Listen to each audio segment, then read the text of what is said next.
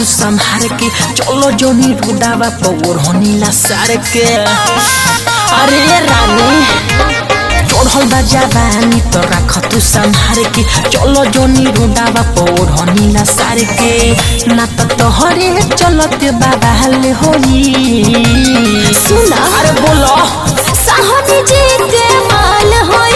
अरे छुए ते पर मजाल होई। साहनी जी के माल होई। एहो छुए ते पर मजाल होई। साहनी जी के माल होई। माल होई। एहो छुए ते पटना रिकॉर्डिंग स्टूडियो बसंतपुर।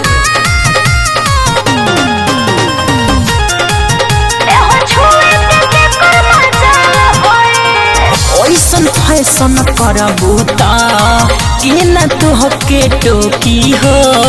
के करा बाटे हिम्मत जे हमारा के रोकी हो।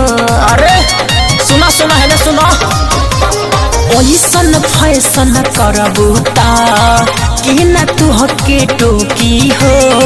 के करा बाटे हिम्मत जे हमारा के रोकी हो। जवाब देहबू का जब सवाल होई।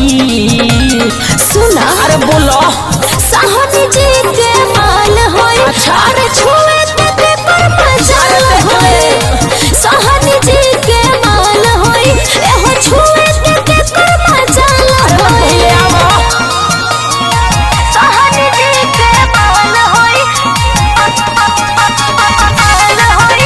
एहो छुए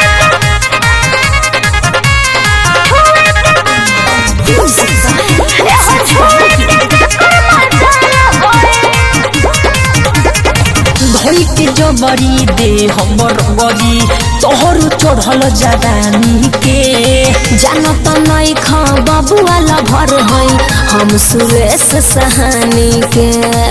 अरे तुम हमरो क्या जमा के देखो धोई के जबरी दे हमर गरी तोहर चढ़ल जवानी के। जानत नहीं खा बबुआला भर है हम सुरेश सहानी के।